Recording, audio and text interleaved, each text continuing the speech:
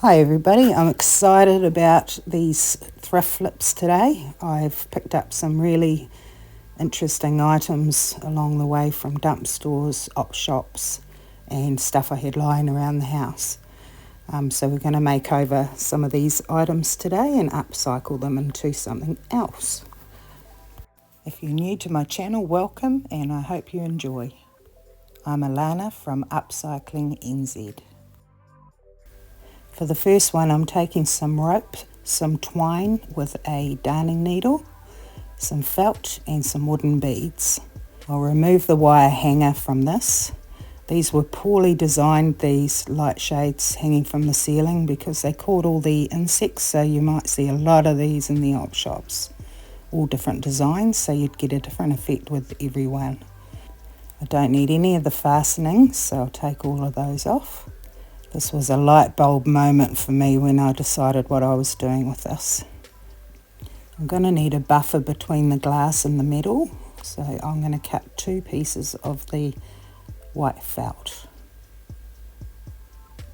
One's going to go on the top of that wireframe. I would have preferred to use super glue for this or E6000, but I didn't have any on hand, so I'm going to use some PVA wood glue along with some hot glue, and later on when I've got some super glue I will run that all the way around the outside to make sure it's a permanent hold. I got 2 of these lampshades from a dump store. Probably cost me about 50 cents each. I bought a bulk lot of stuff for about $10. Now I'm taking some twine and I'm going to thread that around and around the hole until the hole is filled in, and just hot glue that securely in place. I think this is really such a simple upcycle and very easy to do. The paint on this light shade is on the outside, not on the side that you're looking at the moment, so it's perfectly cleanable on the inside of the bowl. I'll just burn off any stray fibres that come from that twine. And I'm just going to put the other piece of felt on the centre of the other side of that bowl. Then I'm going to take some of that rope and run it right round that circle of felt, and that will act as a seat for the wireframe to sit in. You could use a variety of other textiles in place of the felt, or even some rubber, but preferably white because you can see through to the other side of the bowl. Now I'm going to attach the wireframe by running a bead of that wood glue all the way around and some hot glue in the middle for a fast fix. And that's literally all you have to do with this one. I love how it looks. It's got a very sleek, elegant look about it.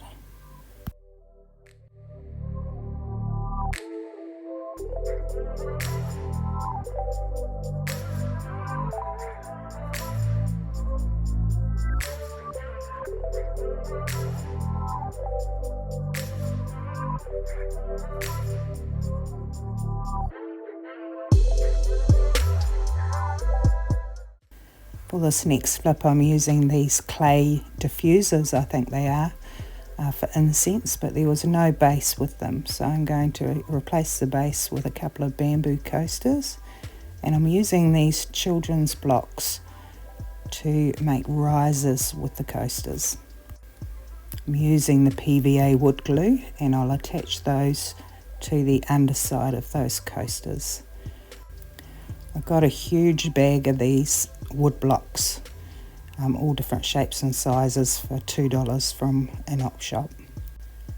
When I say op shop, I'm referring to an opportunity shop, which some of our thrift stores are called here in New Zealand. I don't know if they're called that elsewhere.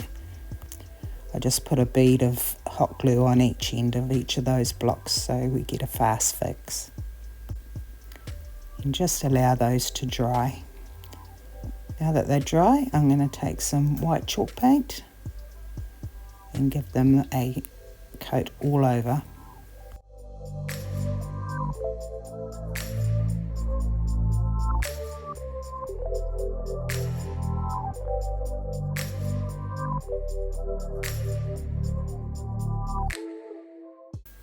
I was going to leave these white, but now that I look at them together, they are too white. So I'm going to use a colour called Craigburn.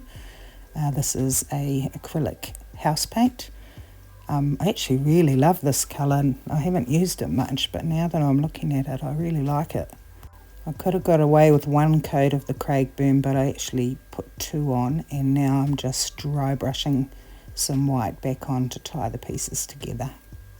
I've used horizontal and vertical brush strokes. And lastly, I'll just add these little battery operated tea lights. I think these have a gorgeous oriental look, and I love the way the shadow of those clay diffusers plays off the Craigburn.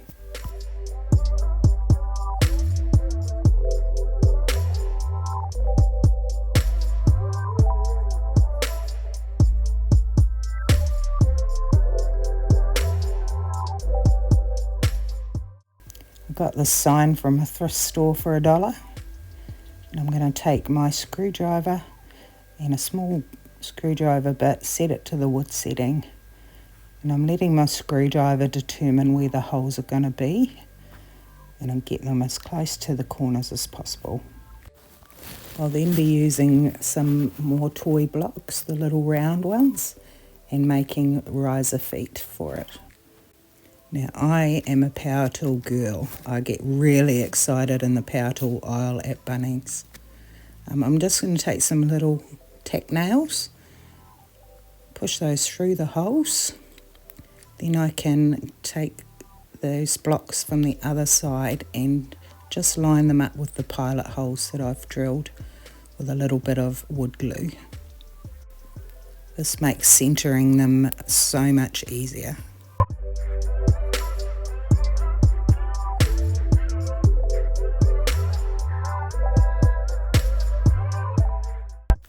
So when I flip it over, it pushes those nails out a little bit and settles those feet nice and flat. And then I can just tap the nails in.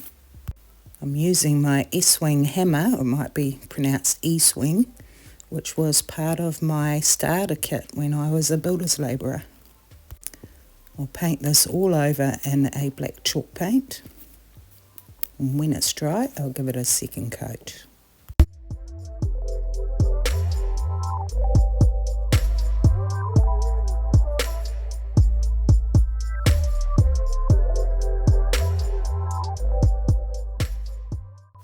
These tiny little pot plant tools were a great score for $1. I'm going to attach something to the handles later, so while I've got my drill out, I'll put a hole through sideways across the top of both of those. Now I want to decorate the handles on these, so I'm taking a page from a music book that I have. I believe it's in Japanese. I'm ripping along a ruler around the edges of a couple of little pieces of this because I'm going to decoupage them on. I'm just marking a little bit wider than each piece of paper on the handles because I'm going to paint underneath the paper in black chalk paint. I sanded the handles a little bit because they had a shiny surface on them. I'm going to make these look a lot more expensive than they actually were. The reason I ripped that paper rather than use scissors was so that the edge was feathered out and it decoupages a lot nicer to your surface. And I'll use some more of that PVA wood glue to glue that on. Once you've wrapped it around, also glue the entire surface again and smooth any bubbles out.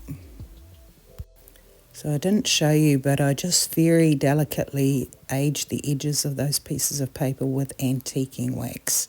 And now I'm just going to paint that onto the handles, allow it to settle in for 10 to 15 minutes, and then I'll buff it off. This has given these a lovely aged effect, and that's what I was going for. I'm taking some cord, and I'm taking the browner parts of it, it's a multicoloured cord, and just threading that through with a little bit of excess on both. I've then taken some cooking twine and wrapped it around, very tightly around those two top cords. To show you how I did that, you just loop that near the top. I'll just secure it with a little bit of hot glue for now. And you start winding from the bottom towards the top of the loop and pull tight as you go. This really secures that cord and it won't come undone. Get it to the width that you'd like it to be.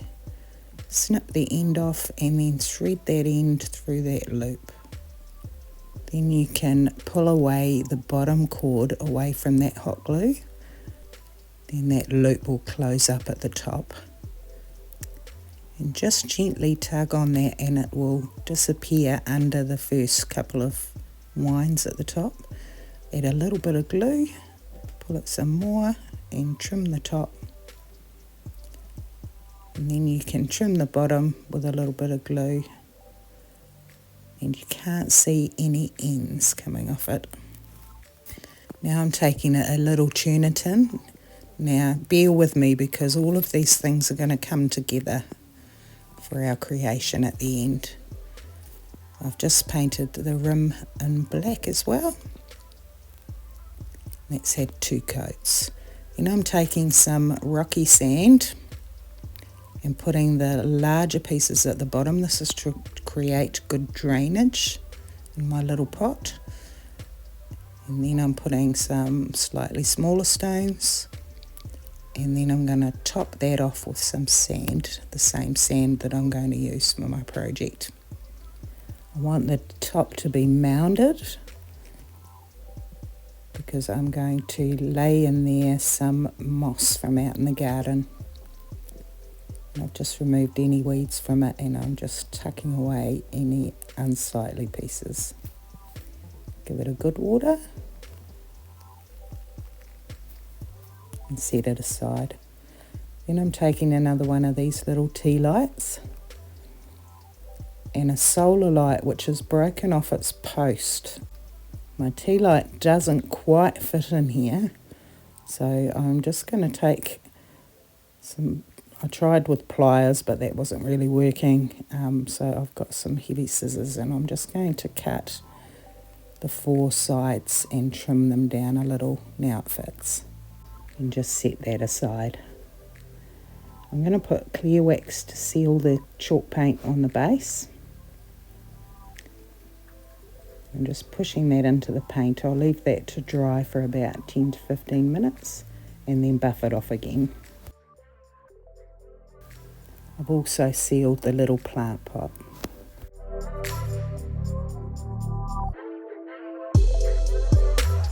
So by now you've probably guessed that I'm making a miniature Zen garden.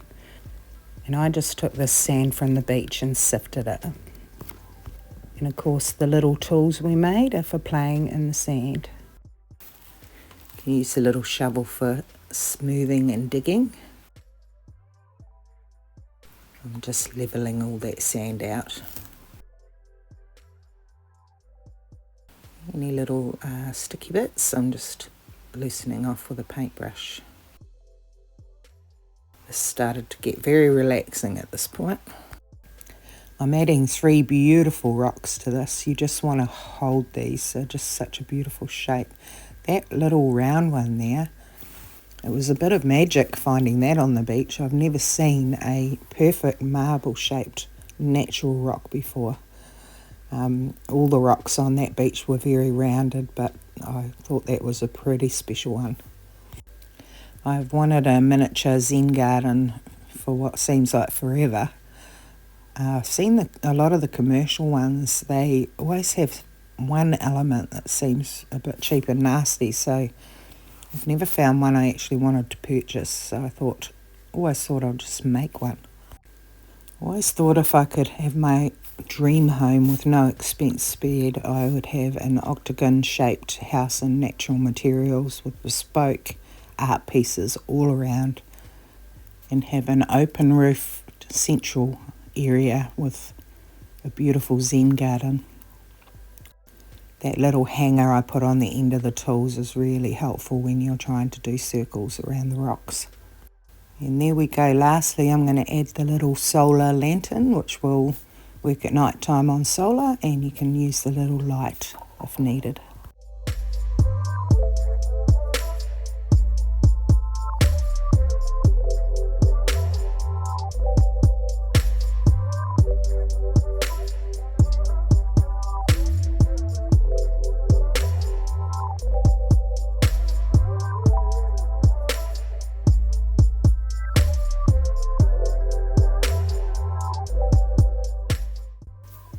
I'm using a variety of little containers for this one. This is a lolly tin. I'm not sure what this was, but it's quite a sturdy paper-based container. And this one's a screw top lid tin. The sticker came off this beautifully cleanly, and it's kind of a rose gold colour, which I love. I'm going to add this beautiful fabric to the bottom of this tin. Just making sure my piece is big enough, and I'm using a PVA white glue. You can use Mod Podge for this. And I'm just putting a generous coat all over the bottom. Fabric decoupages quite well to items. I'm just putting a layer over the top of the fabric as well. Around the sides I'm going to brush that down, starting from 4 different sides and then working my way to the centre of those, which will create a pleated effect around the outside. And I waited for that to dry so that I could trim it to where I wanted it to sit, and then I will decoupage the rest of those edges down, creating actual pleats as I go.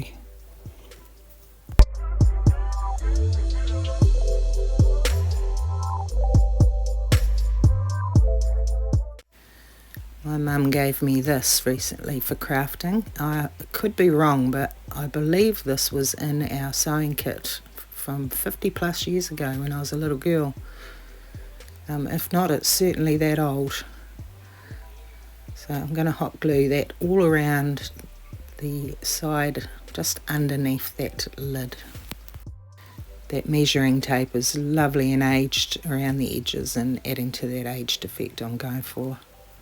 And I just had to split the end there and tuck that end tag down so it was out of the way of the lip of the lid.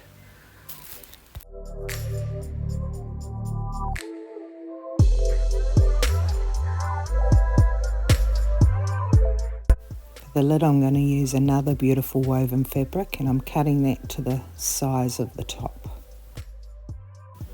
Again, I'm just decoupaging that on. I did find that this one needed a little bit of hot glue dotted around.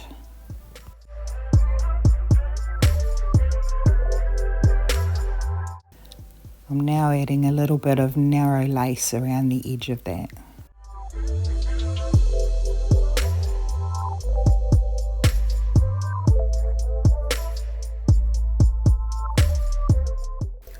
I'm cutting another circle of lace to go on the middle of the tin, and because it's a bit stark white, I'm adding a bit of cold tea to colour that. I'll also add a little to that narrow lace at the top of the tin. I'll hot glue that on, and I'm going to add a little antique brass button to the top, and I've threaded through some cooking twine, and I'll just tie that in a knot at the top. So that's the first one of a set of 3 that I'm making. So on to the next one. So repeating the process again, I'll decoupage that larger floral fabric onto the outside, and this needed a few little pleats along the side as well. When it was dry, I just put a little hot glue and tucked all of those pieces underneath below the rim there so that it sits flat on the table. Just cut out a piece of gold cardstock, and I'll just press that in to hold everything in place. I'm making the top of this one a pin cushion. So I'm cutting out some foam that I had.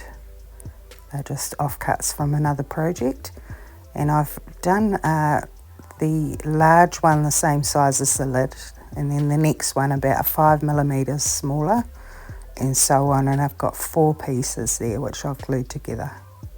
You could use styrofoam for this, and I'm just cutting it into shape with a craft knife and some scissors so that I have that nice dome shape for the top. I'll cover that with the smaller floral fabric, and I'm just hot gluing that and tucking the ends under to the flat side of that dome. Again, go to the 4 sides first and then tuck in those spaces in between, and you'll get nice defined pleats around the outside. Hot glue that directly to the lid. I'm adding some more of that measuring tape just underneath the dome.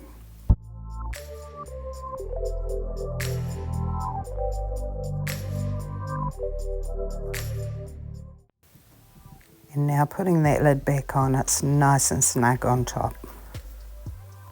I never throw out little offcuts, so these are all the trimmings that I've collected from other projects. And I'm just going to tie them off with a ribbon and a bow and make this messy kind of bow to attach to it. Little piece of thread and darning needle, and I'll just put that into the fabric itself, and then I can tie that bow to that. I'm putting another brass button on this one and just tying that in a knot over top. I'm kind of channeling my great-grandmother's house when I'm making this because it reminds me of her. I've cut a piece of the small floral for the lid of this last one, and I'm just going to glue right around the sides.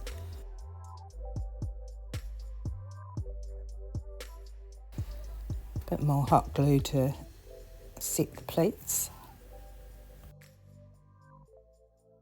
and some more of that measuring tape just below the lid.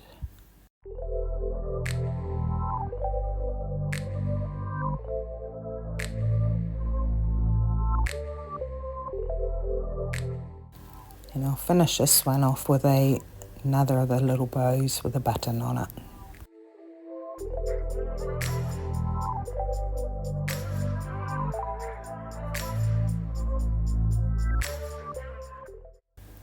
Now for the fun part. I've got all these bits and pieces to put inside the containers I've made. And I've put music paper and aged the edges on these little pins. I've got some antique pins here that I've put on scraps of linen, and I've aged the edges of the linen. I've put some elastic on some cardstock with music paper and aged the edges. There's all these antique-y looking buttons that I've tied on with cooking string. The last of that measuring tape, and some safety pins in various sizes on little linen pieces. Now I just have to put it together.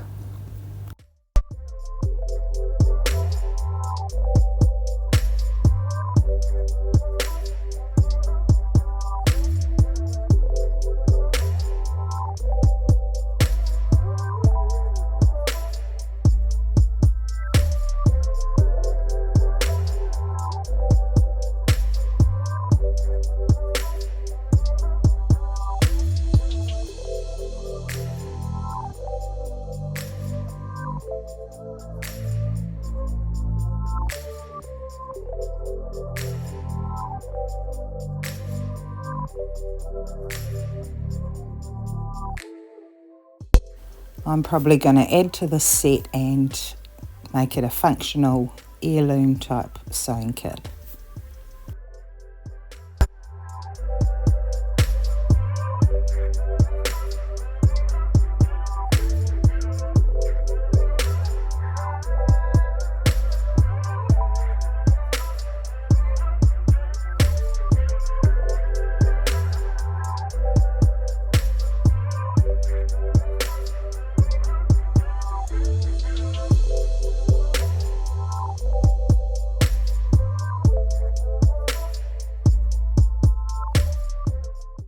Thanks so much for watching and stopping by. I hope you found something that inspired you in this video, and I love to hear your comments about it. So bye for now from New Zealand, and hope to hear from you soon.